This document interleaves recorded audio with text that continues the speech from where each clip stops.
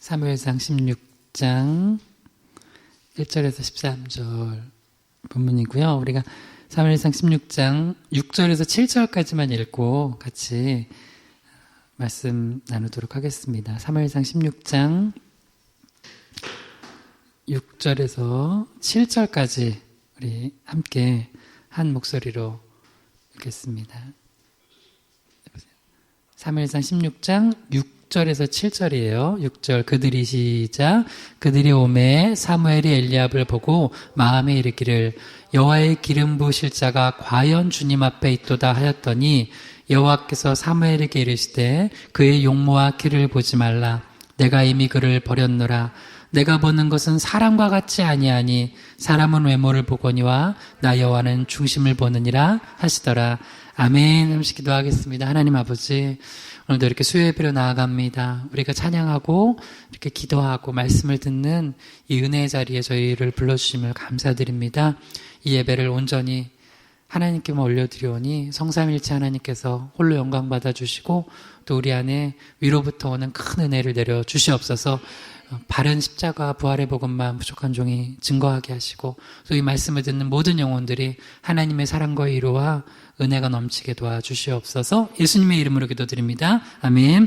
하나님의 말씀을 말씀의 제목을 한번 따라해 보겠습니다. 계속 쓰임받는 사명자, 계속 쓰임받는 사명자. 사무엘상 16장 1절에서 13절 본문으로 계속 쓰임받는 사명자 네 번째 시간 갖도록 하겠습니다.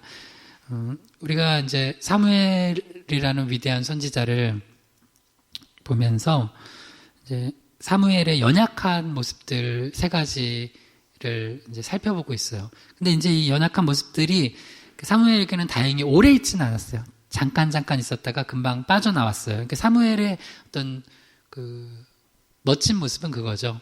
사무엘도 위대한 선지자였지만 똑같아요. 자기 연민에 빠지고, 이제 세 가지 살펴보고 있잖아요. 자기 연민에 빠졌고, 그 다음 두 번째는 이제 두려움에 빠졌었고, 세 번째가 우리 지난주부터 살펴보고 있는 게 또 외형주의에 빠졌어요.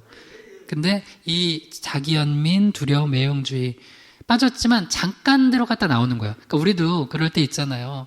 우리가 이제 믿음 생활 한다고 하면서도 하나님 원하시지 않는 길로 우리 마음이 가거나 때론 발이 가거나 그럴 때도 있어요. 그럴 때 왜 우리 예배가 중요하냐면 예배 드리고 기도하고 말씀과 또 찬양과 또 성도의 교제를 나누다 보면은 내가 이게 잘못된 줄 알아요. 그래서 금방 빠져나온단 말이에요. 그래서 늘 하나님의 음성에 귀 기울이면은 사무엘처럼 여기에 오래 빠지지 않고 금방 나올 수 있다는 거예요. 그래서 이제 오늘 세 번째로 계속 살펴보고 있는 게 너무 중요한 부분이거든요. 사무엘처럼 귀하게 하나님 앞에 계속 쓰임받는 사명자가 되기 위해서는 한번 따라해 보세요. 외형주의에 빠지지 않기. 외형주의에 빠지지 않기. 네, 외형주의에 빠지지 않는 거예요. 그래서 본문 말씀 몇 개만 볼게요. 한 두 개만 볼게요. 사무엘상 16장 6절에서 7절 다시 한번 읽어볼게요. 네, 그들이 시작. 그들이 오매 사무엘이 엘리압을 보고 마음에 이르기를 여호와의 기름 부으실 자가 과연 주님 앞에 있도다 하였더니 여호와께서 사무엘에게 이르시되 그의 용모와 키를 보지 말라. 내가 이미 그를 버렸노라. 내가 보는 것은 사람과 같지 아니하니 사람을 외모를 보거니와 나 여호와는 중심을 보느니라 하시더라. 아멘. 이제 사울 왕은 폐위됐고 실제로 왕의 자리에 앉아 있긴 했지만 하나님의 입장에선 사울 왕은 폐위된 왕이에요. 그래서 이제 이스라엘의 2대 왕을 이제 세우라고 하시는데 그게 이제 우리가 잘 알듯이 사무엘이 기름 부은 2대 왕이 다윗이었잖아요. 근데 이 다윗을 기름 붓기 위해서 베들레헴 이제 이새의 집에 가서 이제 예배를 이제 드리는 그런 과정이에요. 그러면서 이제 하나님께서 기름 부으실 자가 누군지를 이제 택해야 되는데 이제 알아봐야 되는데 사무엘처럼 믿음 좋았던 그런 선지자도 첫눈에 반했던 사람이 이새의 그 아들 중에 엘리압이었어요. 엘리압. 근데 엘리압은 보니까 용모와 키가 아주 훤칠했던 것 같아요. 그러니까 딱 마음에 그냥 가버린 거예요. 딱 마음이 뺏겨버린 거예요. 여러분 가끔 마음이 딱 뺏겨버릴 때가 있어요. 그러면 이거 잘 분별하셔야 돼요. 우리 믿는 사람들은 이게 내가 하나님의 마음으로 마음이 간 건가 내 육의 눈과 마음으로 마음이 간 건가 보셔야 돼요. 근데 사무엘은 참 이건 오늘 왜 이렇게 빨리 끝나지? 왜 이렇게 일이 빨리 끝나지? 하면서 그냥 엘리압 기름 붓고 가려고 했는데 아니라는 거야, 하나님은. 나는 내가 볼 때는 여호와의 기름 부으실 자가 과연 주님 앞에 있도다. 그럼 제가 한번 이렇게 질문해 볼게요. 사무엘이 엘리압한테 돈 받았어요? 아니에요. 아니에요. 나쁜 의도가 아닌데 그냥 좋은 의도인데도 우리가 하나님 앞에 주님의 음성에 귀 기울이지 않으면 그렇게 될 수 있다는 거예요. 그러니까 우리는 왜 하나님 뜻에서 멀어지는 게 나쁜 의도를 가져서 그렇다고 생각하는데 아니에요. 인간 자체가 죄인이라서 우리 안에 선한 게 없어요. 그래서 우리가 늘 성령 충만하고 말씀과 기도로 깨어있지 않으면 나쁜 짓 하려고 안 해도 나쁜 대로 가는 게 인간이에요. 그러니까 하나님 뜻과 멀어져요. 그래서 우리가 이제 십계명에 기본적으로 엿새 동안은 힘써 일하되 하나님 앞에 최소한 일주일에 한 날은 나와서 예배해야 돼요. 이건 최소예요, 최소. 최소. 그래야지만 그냥 내가 가는 길이 나중에 낭떠러지가 아니에요. 근데 우리 외형을 본다고요, 외형. 그래서 이제 하나님께서 뭐라고 하시냐면 그의 용모하기를 보지 말라. 내가 이미 그를 버렸느라. 그는 아웃이라는 거예요. 이게 사람 볼 때는 이 사람을 택해야 되는데 하나님 보실 때는 아웃인 사람이 있어요. 저는 이 말씀이 참 위로가 돼요. 사무엘상 16장 7절에 내가 보는 것은 사람과 같지 아니하니. 한번 따라해 보세요. 내가 보는 것은 사람과 같지 아니하니. 내가 보는 것은 사람과 같지 아니하니. 나는 이게 참 위로가 돼요.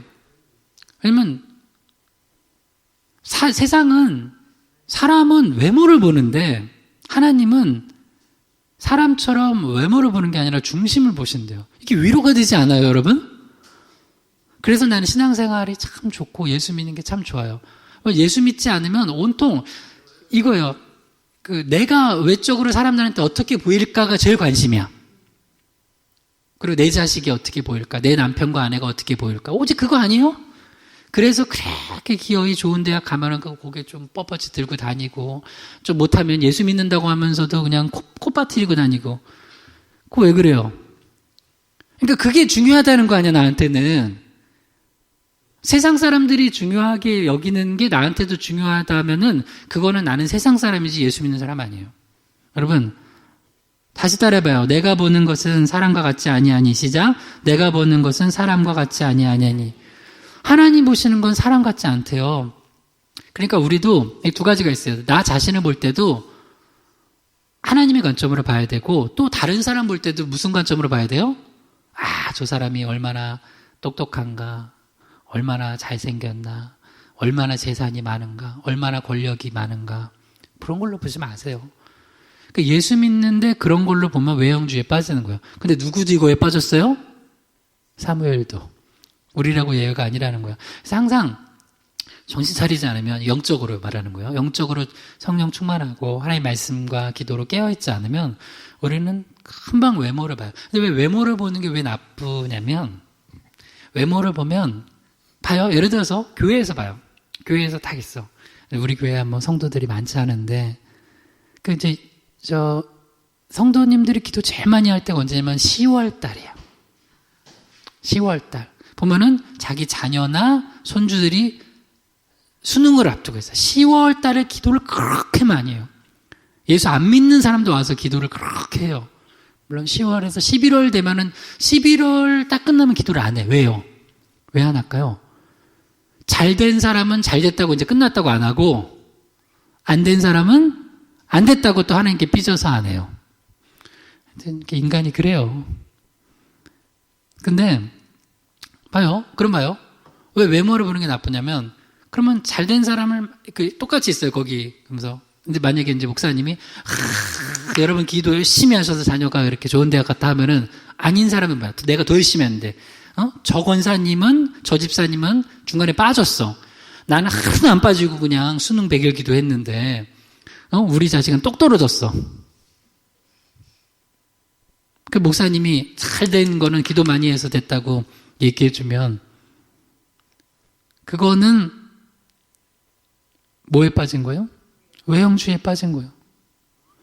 여러분, 잘 되면 잘 된 거예요. 하나님께 감사드리면 되고, 안 되면 또 하나님께서 뭔가 뜻이 있겠구나 하고 또 그 뜻을 찾는 거예요. 할렐루야? 그게 외형주의에 빠지지 않는 거예요. 그게 뭘로 들어가는? 중심으로 들어가는 거예요.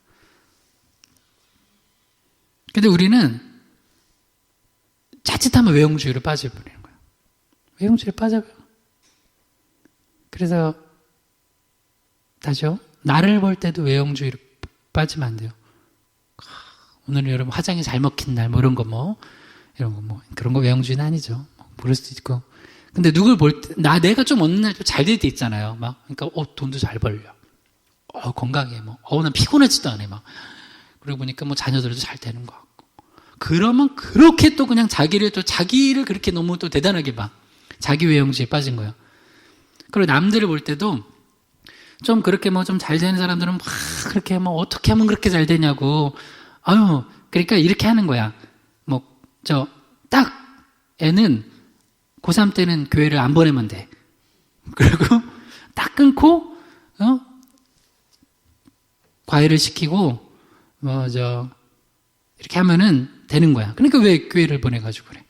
이거 완전 외형주의에 빠지는 거야. 그러면 내가 잘못했네. 내가 너무 신앙에 빠져가지고, 우리 아들, 딸 고3 때 교회 보냈네. 예배 드리겠네. 이게 안 되는 거죠. 이렇게 하면. 그러니까 우리가 성경과 하나님에게 집중하지 않으면 뭐가 정답인지 모르는데 세상 이것저것 소리 들으면서 그렇게 따라가요. 이렇게. 그게 외형주의에 빠져버리는 거예요. 근데 그렇게 될 수 있다는 거예요. 근데 여러분, 내가 보는 것은 사람과 같지 않대요. 신앙은 뭐예요? 하나님 앞에서 살아가는 거잖아요. 사람 앞에 사는 게 아니에요. 하나님 보실 때 어떤지가 제일 중요한 거예요. 그러니까 엘리압은 사람 볼 때는 용모와 키가 좋았어요. 스펙이 좋았어요. 근데 하나님 입장에서는 아니라는 거예요. 그래서 사무엘은 어떻게 해야 돼요? 그러면 하나님과 싸워야 돼요? 하나님 그래도 내가 볼 때는 이 사람인 것 같다고. 하나님이 약간 요새 좀 영성이 떨어지신 것 같다고. 어떤 사람은 그런 거 있잖아요. 하나님도 나한테 혼난다고 이상한 소리 하고. 그래서 대부분 목사들도 교만해지면 별소리 다 해.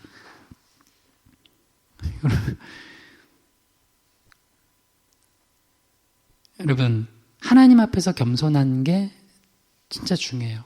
그러니까 내가 볼 때는 이런데 하나님 뜻은 이거야. 그러면 그래 내가 하나님 앞에 내가 무슨 말을 하리요. 하나님 그러시다면 아멘 하고 가는 거예요. 그게 외형주의에 빠지지 않는 굉장히 중요한 영성이에요. 영적인 자세예요. 하나 더 읽어볼게요. 사무엘상 16장 12절에서 13절로 볼게요. 사무엘상 16장 12절에서 13절 시작. 이에 사람을 보내어 그를 데려오매 그의 빛이 붉고 눈이 빼어나고 얼굴이 아름답더라. 여호와께서 이르시되 이가 그니 일어나 기름을 부으라 하시는지라. 사무엘이 기름 뿔병을 가져다가 그의 형제 중에서 그에게 부었더니 이날 이후로 다윗이 여호와의 영에 크게 감동되니라. 사무엘이 떠나서 라마로 가니라. 결국엔 엘리압도 아니었고 아비나답도 아니었고 삼마도 아니었고 쭉쭉 7 아들 다 아니었는데 이제 그 자리에는 없었던 양치고 있었던 다윗을 불러왔어요. 근데 다윗이 하나님의 마음에 합한 사람이었어요. 그러니까 사무엘은 그 과정을 다 거쳐서 하나님의 음성을 계속 들으면서 하나님이 택하실 자가 누구인지를 주의 깊게 주의를 기울이다가 하나님의 마음에 합한 자에게 기름 부었어요. 여러분, 이게 저에게도 기도 제목이에요. 주의 종은 그렇게 해야 되고, 당연히.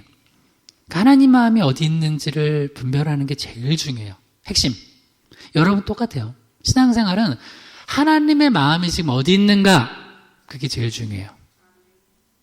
그거 아니면 신앙생활 하는 거 아니에요, 사실은. 내가 하나님 이용하는 거지. 하나님의 마음이 이스라엘 백성들이 자꾸 여기 광야에 먹을 게 별로 없다고 애굽으로 돌아가지요. 하나님의 마음이 애굽에 있어요? 아니잖아요. 광야가 좋아요? 나빠요? 광야가 뭐가 좋아? 별로 안 좋죠. 근데 하나님 만나러 먹여주시잖아요. 그럼 거기서 있어야 되는데 난 애굽으로 돌아가는 게 낫겠다고. 거기가 훨씬 낫다고 그냥. 그러니까 하나님의 마음이 어디 있는가에 대해서 관심이 없으면 사실 신앙생활 아니라고요. 왜 말씀 봐요? 왜 기도해요? 하나님의 마음이 어디 있는가? 나를 어디로 이끄시는가? 우리 가정을 어디로 이끄시는가? 이 교회를 어디로 이끄시는가? 그래서 따라가려고요. 그래서 하나님께서 하고자 하시는 영혼 구원의 사역에 동참하고 생명을 살리고 더 풍성히 얻게 하는 이 일에 내가 쓰임받는 거예요. 우리 가정이 쓰임받는 거예요. 이 교회가 쓰임받는 거예요. 근데 그렇지 않고 외형주의에 빠져버리면 엘리압에 기름 부어버리는 거예요. 그래서 사무엘은 계속 음성이 들어요. 그러니까 두 가지가 다 있어요, 지금. 눈으로는 계속 뭘 봐요? 외형을 봐요. 눈으로는 보이잖아요, 그게. 엘리압의 외형, 용모와 키를 봐요. 근데 귀로는 뭘 들어요? 하나님의 음성.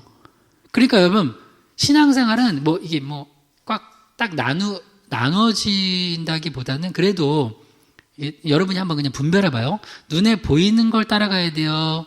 들리는 걸 따라가야 돼요? 물론 잘못 들으면 안 되겠죠? 들리는 거. 그러니까 눈에 보이는 건 굉장히 위험해요. 그래서 타락한 신앙, 타락한 목회자, 타락한 성도, 타락한 교회는 외형주의에 빠져요.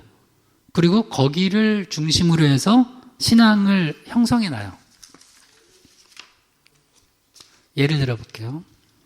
외형 사역자 중에도 두 사역자가 있어요. 외형주의 사역자와 하나님의 음성을 듣고 말씀을 전해주는 그런 내적인 변화를 일으키는 사역이 있어요.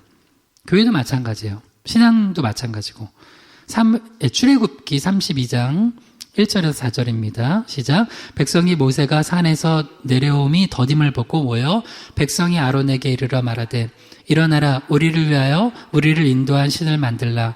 이 모세 곧 우리를 애굽 땅에서 인도하여 낸 사람은 어찌 되었는지 알지 못함이니라.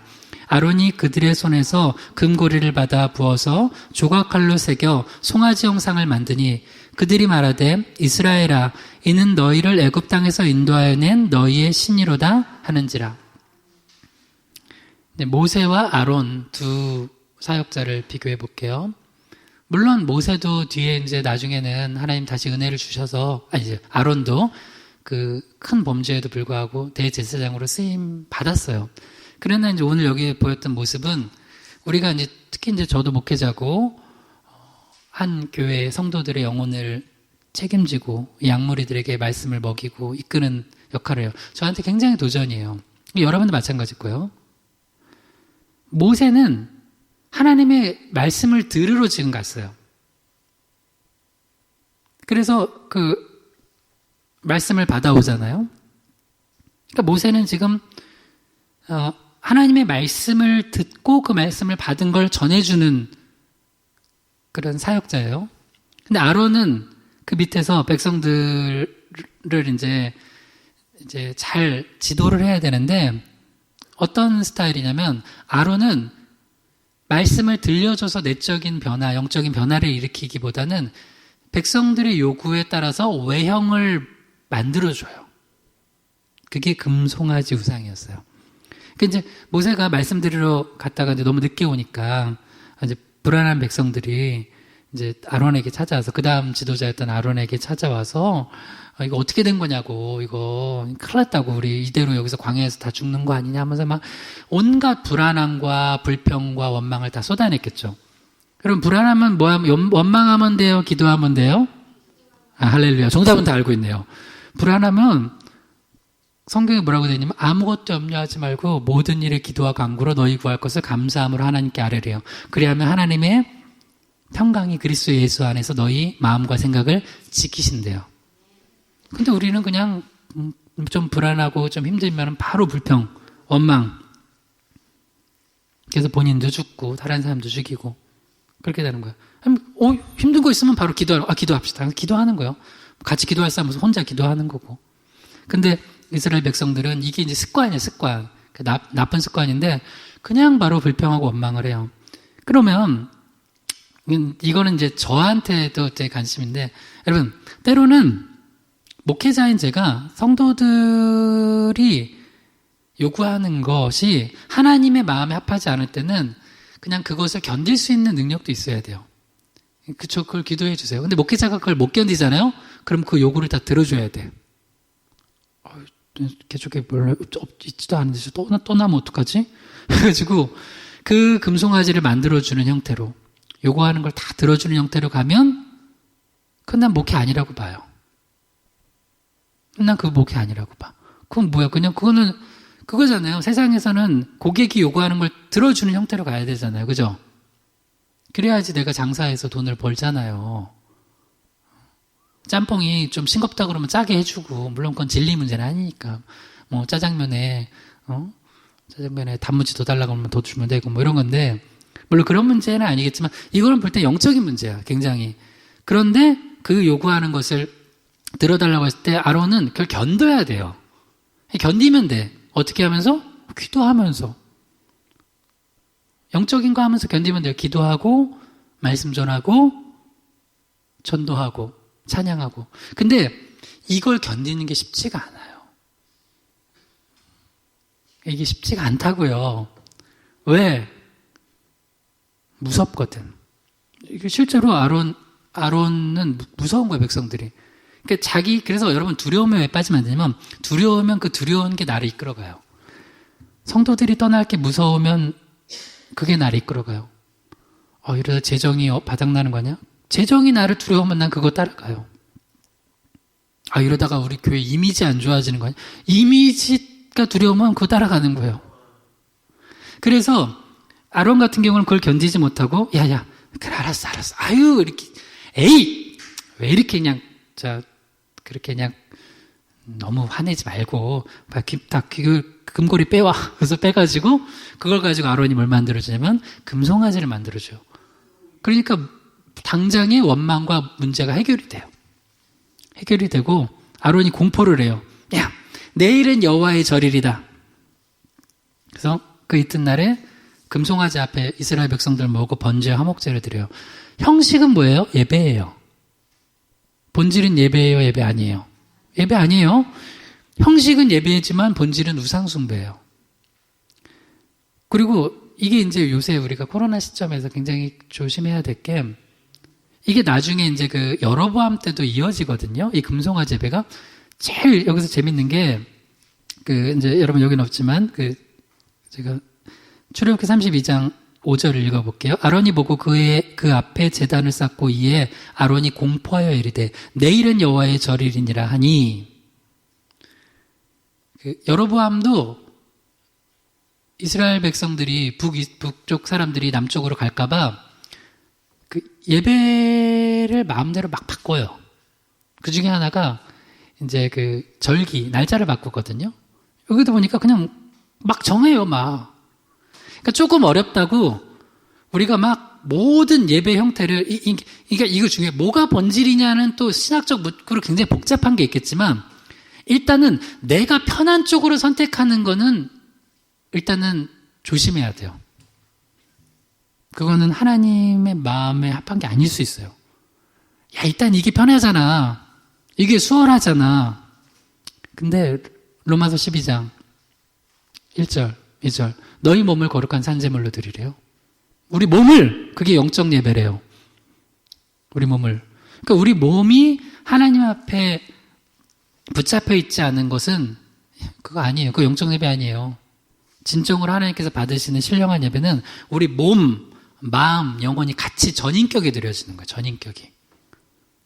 그래야 돼요. 근데 지금 이스라엘 백성들은, 또 아론은 뭐에 빠졌냐면 그냥 편하게 예배도 막 아무렇게나 막 날짜도 뭐도 하나님 말씀 뭐가 중요해? 그냥 금송아지 있으면 되지. 이게 너희를 애굽에서 인도한 신이래요. 근데 이렇게 봐요. 속히 타락할 수 있어요. 자, 출애굽기 32장 7절에서 8절 같이 읽어봐요. 여호와께서 모세에게 이르시되 너는 내려가라. 내가 애굽 땅에서 인도하여 낸 내 백성이 부패하였도다. 그들이 내가 그들에게 명령한 길을 속히 떠나 자기를 위하여 송아지를 부어 만들고 그것을 예배하며 그것에게 제물을 드리며 말하기를 이스라엘아, 이는 너희를 애굽 땅에서 인도하여 낸 너희 신이라 하였도다. 이 사건을 이제 모세는 모르고 있었는데 하나님께서 이제 아시고 내려가라고, 백성들이 부패했다고. 근데 여기 참 재밌는 이야기가 나와요. 출애굽기 32장 8절에 내가 그들에게 명한 길을 속히 떠났대요. 속히. 여러분, 인간이요, 영적인 시스템이 되게 중요한데, 이 하나님께서 왜 굳이 이제 안식일, 그러니까 지금으로 말하면 이제 예수님 부활하신 날 주일을 우리가 이제 지키죠. 주일 성수라고 하잖아요. 왜 굳이 그냥 아무 때나 그냥 예배 마음껏 드려도 되는데 왜 한 날을 정해서 주일 성수를 하게 하시고, 아, 왜 꼭 일주일에 한 번 해야 돼? 한 달에 한 번 하면 안 돼? 바빠 죽겠는데 무슨 일주일에 한 번씩 예배 드려. 한 달에 딱 3번 어때요? 한 달에 3번 뭐야? 어우, 저 부활절에 계란 주는 때랑 이번 부활주일에는 정말 전국이 예배했으면 좋겠습니다. 할렐루야. 아니면 뭐 크리스마스 때 신년 예배 딱 거기 3개 나오는 사람들 있죠. 승구형 신예배, 그러니까 신년 예배, 부활절 예배, 크리스마스 예배만 나오는 사람 있잖아요. 그러면 좋지 뭐. 인간은요, 하나님이 만들어 놓은 시스템이에요. 여러분, 제가 죄송한 얘기인데, 이건 뭐, 그냥 예라서. 여러분, 만약 우리가 지금 1시간 20분 예배를 드리거든요? 좀 길어도 한 2시간이에요. 만약에 길어져도. 우리는 1시간 20분 예배, 주일 수요일 20분 예배 드리잖아요. 만약에 여러분 3시간 동안 예배 드릴 수 있어요? 화장실 가고 싶어요. 그쵸? 우리 몸의 시스템이 그렇게 안 되잖아요. 그래서 쉬어야 되잖아요. 뭐 음악회도 중간에 인터미션 있잖아요. 막 긴 거는. 오페라 같은 건 막 길면 막 3시간, 4시간 되는데, 그거 계속 못해요. 여러분, 우리 인간이 영적 시스템이라는 게 있는데, 6일 동안은 열심히 일하지만, 최소한 7일째 되는 날 하루는 하나님 앞에 나와서 말씀 듣고 기도하고 예배하면서 영적으로 우리가 충전하고 우리 죄를 하나님께 아뢰면서 씻어내고 하지 않잖아요. 인간은 바로 타락하게 돼 있어요.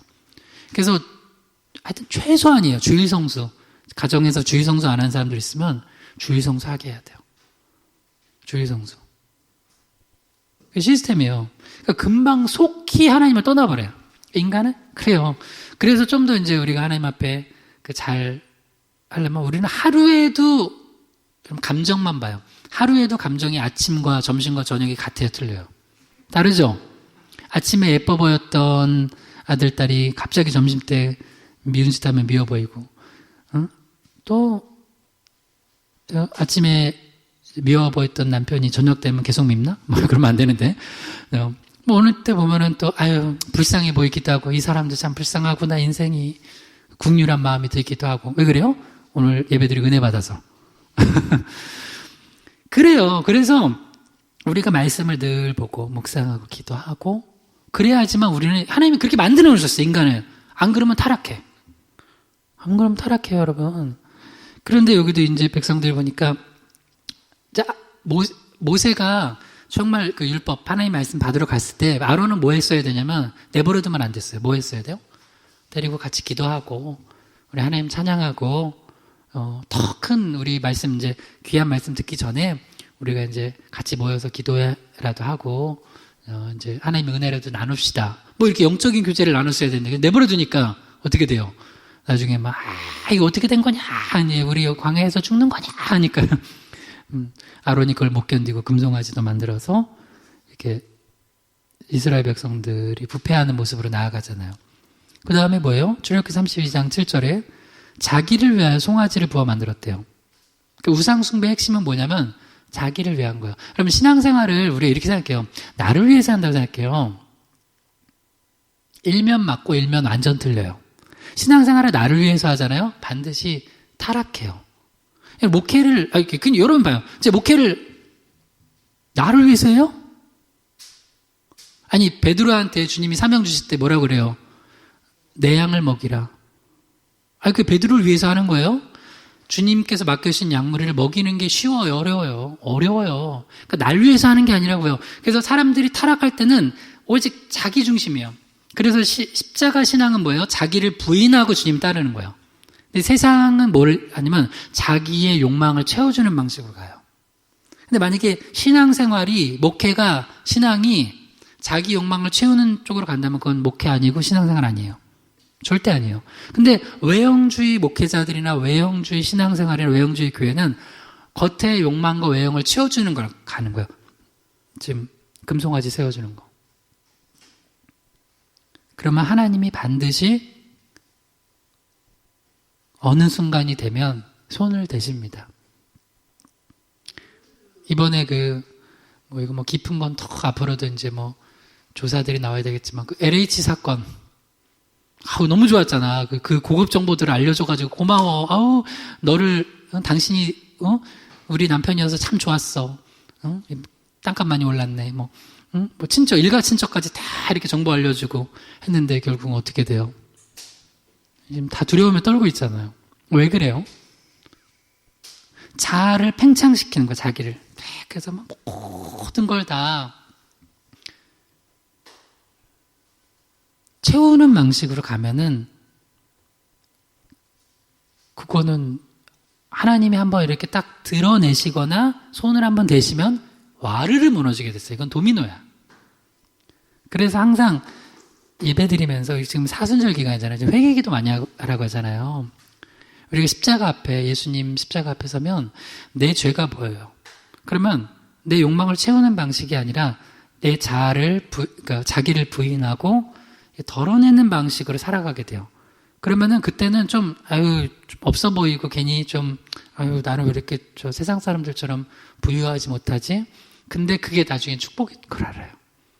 심령이 가난한 자는 복이 있나니 천국이 저희 것이며 라는 게 딱 뭔지 알게 돼요. 근데 그렇지 않은 방식으로 가면 금송아지 만들어 놓고 날 위해서 예배한다고 하는, 예배가 날 위한 거 아니에요. 하나님을 위한 거예요. 예배의 본질은 하나님을 위한 거예요. 하나님께서 우리를 십자가의 은혜로 구원해 주시고 우리 삶을 날마다 인도하시고 하나님의 은혜에 감사해서 예배를 드리는 거예요. 예배의 본질은 그거예요. 그러면서 그 감사 가운데 하늘아버지와 우리의 관계가 회복됨으로 말미암아 우리에게 은혜를 부어주세요. 근데 그 은혜가 어떤 형태냐면 외적으로 모든 걸 막 채워주는 형태가 아니라 사실 제일 핵심이 뭐냐면 속사람을 변화시켜요. 내면을 변화시켜요. 그래서 험한 세상을 살아갈 힘과 능력을 줘요. 그래서 이 사건 때문에 신비하죠. 이 정도면 아론이 정말 잘못했는데 왜 아론이 살았을까요? 원래 아론 죽을 뻔했어요. 자, 신명기 9장 20절에서 21절이요. 여호와께서 또 아론에게 진노하사 그를 멸하려 하셨으므로 내가 그때에 아론을 위하여 기도하고 너희의 죄 곧 너희가 만든 송아지를 가져다가 불살라 찢고 티끌같이 가늘게 갈아 그 가루를 산에서 흘러내리는 시내에 뿌렸느니라. 출애굽기는 안 나오는데 신명기에 나오는 게 뭐냐면 아론이 이 사건으로 인해서 하나님이 아론을 죽이려고 하셨어요. 데려가시려고. 그러니까 왜냐면 그 아론만 입장에서 예수님 저 좀 잘못해도 그렇게 바로 이렇게 심판하시면 어떡해요. 그 정도가 아니라 아론 같은 사람이 영적 지도자로 있으면 어떻게 돼요? 이스라엘 백성은 다 죽는 거예요. 그래서 지도자 하나가 잘못한 게 굉장히 큰 거예요, 여러분. 그래서 지도자를 놓고 기도를 많이 하셔야 돼요. 그러니까 여기 신명기 9장 20절에 보면 또 여호와께서 아론에게 진노하사 그를 멸하려 하셨으므로, 그러니까 아론은 원래 우리 아까 봤던 출애굽기 32장 거기서 죽어야 되는데 또 여기도 이제 은혜가 나타나죠. 아론이 살아난 이유가 뭐예요? 신명기 9장 20절 내가 그때에도 아론을 위하여 기도하고, 하나님께서 모세의 중보기도를 듣고 기회를 더 주신 거예요. 그러니까 여러분 이 중보기도 요새 제가 우리 희망교회 최근 예배드린 분들은 이 사순절 기간에 두 가지 기도 많이 하라고 그랬죠. 회개기도랑 중보기도. 사람들이 기도하면서 제일 안 하는 두 가지가 뭐냐면 회개기도랑 중보기도예요. 근데 회개기도랑 중보기도를 많이 하면 그게 기도의 혁명이에요. 혁명. 진짜. 그렇게 기도해 보세요. 그러면 내 기도로 살아날 사람들이 많고, 그 다음에 내 영혼이 건강해져요. 회개기도를 많이 하면. 그리고 불안하고 두려움과 염려가 왜 있냐면 사실 내가 죄져서 그래요. 이번에도 안타까운 경우지만 그런 게 막 드러나서 막 스스로 목숨 끊고 막 그런 사람들 있잖아요. 얼마나 불안했을까? 이게 언젠가 드러날지 모르는데 얼마나 불안했을까? 여러분 그런 인생 살지 마세요. 왜 그렇게 살아요? 근데 회개 기도를 하잖아요. 그러면은 그렇게까지 안 가. 회개 기도를 하다 보면은 여러분 오늘 이건 숙제예요. 오늘 집에 가셔서라도 오늘은 회개 기도해 무조건. 그럼 나 회개할 거 없는데요. 거짓말하지 마세요. 회개할 거 되게 많잖아요. 회개 기도를 해보시면 때로는 내 기도하는 가정 가운데 내 안에 감춰졌던 것들이 드러나요. 감춰졌던 것들이 깊이 있는 게 드러나요. 여러분 그래서 여러분 그 외형주의랑 이제 변화, 내적인 변화, 영적인 변화가 일어나는 게 이제 어떻게 다르냐면 외적인 것을 가지고 만족하는 신앙생활을 하면요. 내면을 못 봐요. 그러면 계속 외형주의가 팽창하고 이게 축복인가 싶은 그 착각에 빠져요. 근데 축복이 아닐 수 있어요. 여러분 그 땅값 올라가지고 막 이렇게 되고 막 이제 그렇게 하려고 했던 게 축복이 아니었잖아요. 우리 삶이 그렇게 될 수 있다니까요. 그래서 만약에 제가 목회자로서 여러분의 외형적인 축복만 막 부추겨주는 설교와 기도와 이런 목회를 한다 그러면 여러분 망하게 하는 거예요. 그래서 모세가 어떻게 했냐면 이 금송아지 형상을 아예 재밌어요. 여러 단계를 불살르고 찢고 티끌같이 가늘게 갈아서 가루를 산에 흩어서 시내에 뿌려버렸어요. 왜 그래요? 형상, 외형, 이 눈에 뿅 가게 했던 이 형상을 없애버리는 거예요. 그러니까 이렇게까지 하지 않으면 또 어딘가에 던져놓으면 그거 가져와가지고 그냥 또 외형주의에 빠져버리고. 그래서 때로는 나를 이렇게 외적으로 타락하게 만드는 것들이 있다면 이렇게 아예 형상 자체를 파괴해버리는 이런 모습들, 이런 결단이 있어야 되는 거예요. 이거를 아예 그냥 부셔버린 거예요. 이건 하나님 아니잖아요. 이거 하나님 아니에요. 하나님 아닌데 이걸 가지고 사람들은 좋다 그래요. 이건 목회자 받는 그러면 여러분 교회 한번 봅시다. 교회. 누가복음 21장 5절에서 6절이요. 시작. 어떤 사람들이 성전을 가리켜 그 아름다운 돌과 헌물로 꾸민 것을 말하며 예수께서 이르시되 너희 보는 이것들이 날이 이르면 돌 하나도 돌 위에 남지 않고 다 무너뜨려지리라. 예수님 당시의 성전은 헤롯이 좀 손을 대서 굉장히 아름답게 또 지었어요. 그러니까 이제 이스라엘한테 크게 성전이 첫 번째는 솔로몬 때 성전 화려했죠. 나중에 바벨론한테 멸망하면서 뒤에 성전이 불타고 또 있는 성전 안에 있는 기구들도 다 빼앗기고 그랬죠. 그러다가 이제 고레스 칙령에 의해서 포로 귀환하면서 성전이 재건되고 그리고 또 느헤미야 때 성벽 재건되고 그러면서 어느 정도의 형태를 좀 더 갖췄어요. 그게 제2성전, 제3성전은 이제 헤롯 때 헤롯 성전. 근데 그 성전이 얼마나 아름다웠는지 사람들이 그 성전을 보면서 뿅 가는 거야. 정말 어쩜 이렇게 우리 교회는 아름다울까? 아름다운 돌, 돌, 헌물, 그냥 우리 교회 한번 와봐. 왜? 너무 멋져. 이게 지금 유럽 교회예요. 한국 교회도 나는 그런 얘기 많이 했잖아요. 우리가 한국 교회도 이대로 가다가는 20, 30년 안에 유럽화 된다고. 코로나 때문에 20, 30년 앞당겨 줄 수 있을 것 같아요.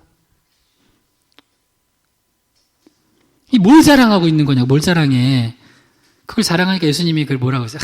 그렇지. 교회는 이 정도가 돼야지. 성전은 이 정도 돼야지. 하나님의 영광을 드러내지. 어디서 그냥 허름한 나무 조각 가지고 그냥. 어디서 저딴 걸 가지고 헌물이라고 이렇게 말씀 안 하셨다는 거예요. 예수님 뭐라고 그러세요? 6절 누가복음 21장 6절 읽어봐요. 너희 보는 이것들이 날이 이르면 돌 하나도 돌 위에 남지 않고 다 무너뜨려지리라. 내적인 게 없으면 외적인 건 하나님이 톡 건드리면 다 무너지는 거예요. 그래서 성전이 무너지거나 그러면 지금 성전 무너지기 전에 안에 있는 사람들이 없어져요. 예배자들이 없어져. 그래서 지금 사실 제가 이런 시기에 목회한다는 게 엄청난 영적인 싸움이면서 도전이에요. 근데 봐요. 앞으로는 외형주의가 나쁘다는 이거를 영적으로 본 사람들은 본질로 갈 거예요. 그러나 외형주의가 무너졌을 때 사람들이 재밌는 게 그러면 본질로 가야 되는데 외형을 더 세워요. 앞으로는 더 그럴 거예요. 왜 그럴까요? 앞으로는 주차장과 건물이 커야지만 성도들을 더 앉혀요. 왜? 편하는 것도 있고 지금 코로나 때문에 거리 두기를 해야 되니까 요 정도 100명 들어가는 걸로 안 돼요. 100명 들어오는 거 앉히려면 500석 지어야 돼. 무슨 얘기인지 알아요?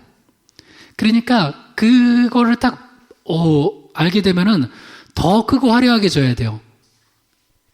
그나마 안 나오는 사람들 교회에 꾸역꾸역 끌고 나오려면은 뭔가라도 금송아지라도 하나 세워놔야 돼요. 돌 한 국산 안 돼. 돌, 아름다운 돌 해외째로 해야 돼요. 여러분, 예수님이 그러셨어요. 예수님이 타락한 성전은, 그래서 하나님 임재가 떠난 성전은 성전 아니라고. 그래서 여러분도 저도 성전이에요. 그래서 우리 안에 예수님이 없으면, 성령이 근심하시면 우리는 그거는 성전 아니에요. 그래서 이 외형적인 것에 빠지면 우리가 이렇게 돼버려요. 그래서 이게 뭐예요? 너희 보는 이것들이. 그러니까 다른 사람들은 뭘만 봐요? 사람들은 눈에 보이는 것만 봐요. 근데 날이 이르면 돌 하나도 도리에 남지 않고 다 무너뜨려진대요. 그러니까 진짜는 뭐예요? 보이지 않는 것을 보는 거예요. 그래서 교회에 와서 여러분이 만약에 말씀 들었을 때 두 가지를 보면 예배 잘 드린 거. 하나는 뭐냐면 내가 감춰놓았던 거를 보는 거. 사실 그게 뭐냐면 나도 보고 싶지 않은 나의 어떤 어둠이에요. 그거 보면은 여러분 예배 잘 드린 거. 또 하나는 진짜 이건 내가 못 봤어. 아예 나는 몰랐어. 근데 그것까지 성령과 말씀의 조명 아래서 보는 거. 그러면은 어떻게 돼요? 행복할까요? 괴로울까요? 괴로워요. 괴로워! 나도 성경을 읽으면 괴로울 때가 많아요. 말씀을 전하면서 괴로울 때가 많아. 너무 괴로워. 왜냐면 내가 보고 싶지 않은 걸 말씀을 통해서 보게 되거든. 전혀 생각지도 못했던 건데 하나님이 보게 해주시거든요. 괴로워. 그러면서 그럼 도전이 생겨요. 안 보고 떠날 것인가. 그래서 진짜 여러분 외형주의로 가지 않고 진짜 영성으로 가잖아요. 사실 사람들을 많이 못 잡아요. 왜? 저기 가면은 내가 보고 싶지 않은 걸 자꾸 보게 되네. 괴롭다. 그냥 무슨 코미디 빅리그 같은 것만 해주면 좋을 텐데 어떤 목사님이 유머도 잘하더만 그렇게 유머도 없으셔서. 근데 이거를 보게 해야지만 그 다음에 변화가 있어요. 속사람이 왜 안 변할까요? 두 가지요. 본인도 아는데 보고 싶지 않아. 평생 안 보고 살아가? 30년, 40년, 50년. 근데 그걸 봐야지 도전이 되거든요. 이번에 하나님 보여주신 거잖아요. 이번에도 숨겨놨던 것들. 네가 그렇게 욕망이 많고 죄 짓고. 근데 사람들이 참 얼마나 어느 정도냐면 그 사건으로 보여주기 전까지는 안 보려고 그래. 또 하나는 정말 나도 몰랐던 것들을 이렇게 정말 비밀스러운 것들을 이렇게 보게 되는데 그게 나에 관한 거건 다른 거건 그걸 봐야지만 그게 도전이 되고 이제 바뀌어지는데 근데 그렇게 하면은 사람들이 싫어해. 그러니까 그거를 웬만하면 안 보는 거야. 그러니까 이제 화려하고 좋고 예쁘고 이런 것만 보이는 거예요. 그 사람들은 성전에 가서 자기 내면을 봐야 되는데 뭘 봐요 계속? 아름다운 돌만 보고 있어. 오우, 이 돌 진짜 좋네. 헛물만 보고 있어, 헛물.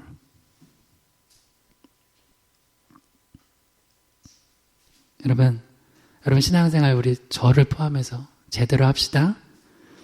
요한계시록 3장 16절에서 17절이요.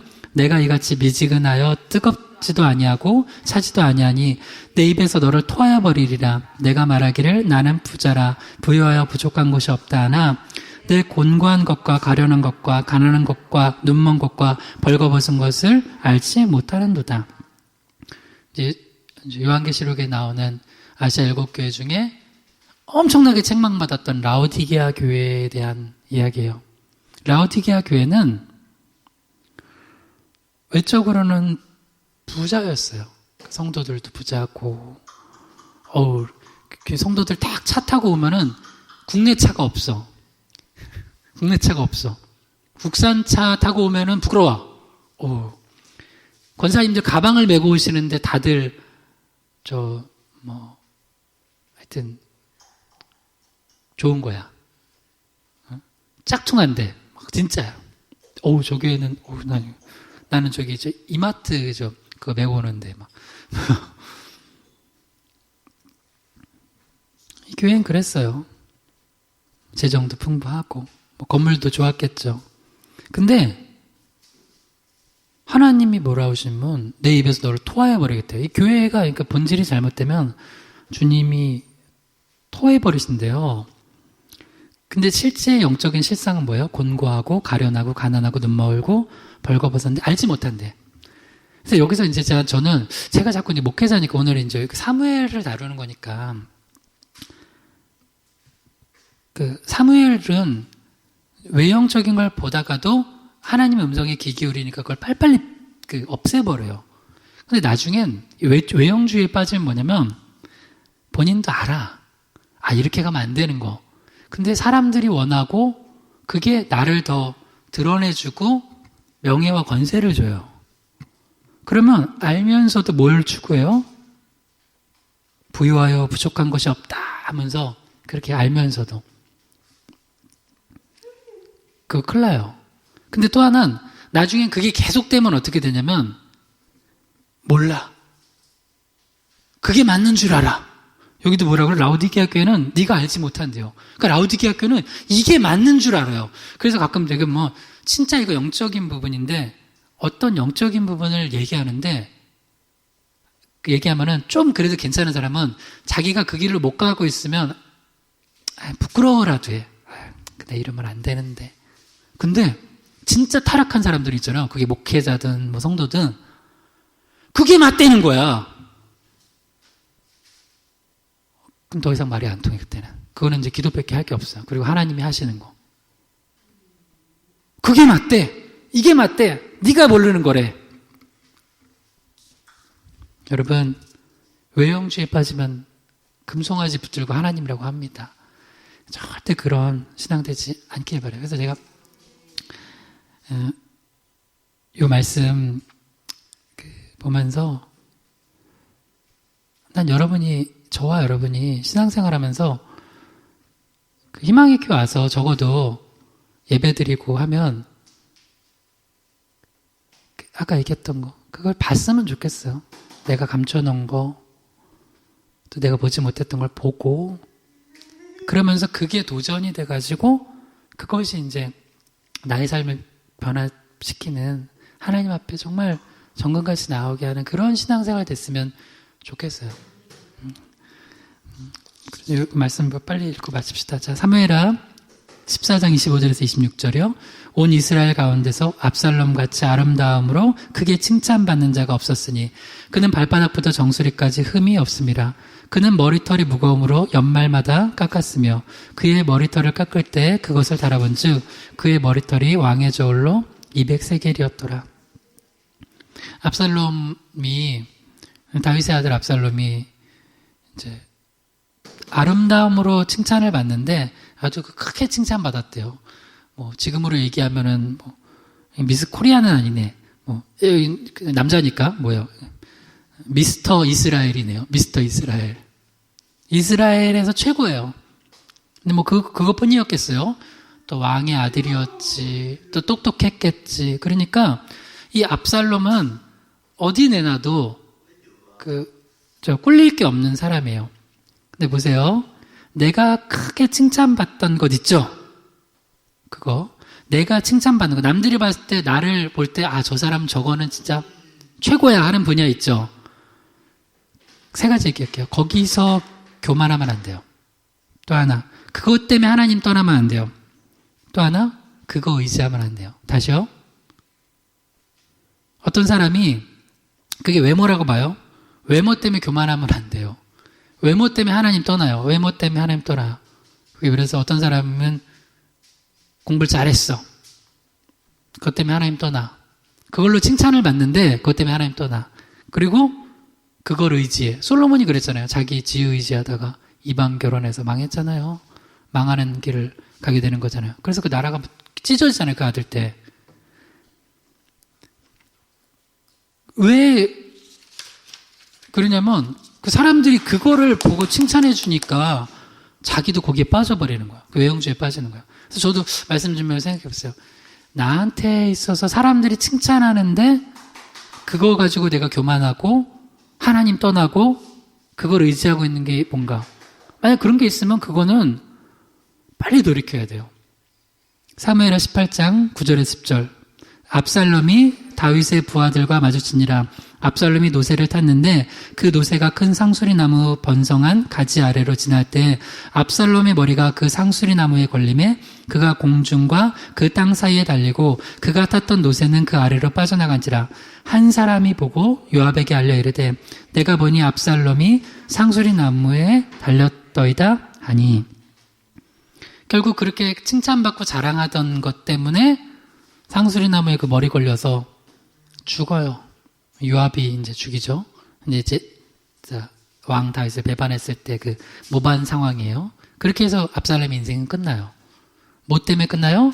자기가 자랑했던 외적인 것 때문에 끝나버려요. 고린도후서 4장 16절. 그러므로 우리가 낙심하지 아니하노니 우리의 겉사람은 낡아지나 우리의 속사람은 날로 새로워지도다. 그래서 우리의 소망을 겉사람에 두면 안 돼요. 우리의 소망은 속사람이 새로워지는 거여야 돼요. 변화가 있어야 돼요. 저 목회자로서 외적인 게 어떻게 되더라도 성도들이 속사람이 안 변하고 있다. 그럼 나 목회 잘한 거 아니에요.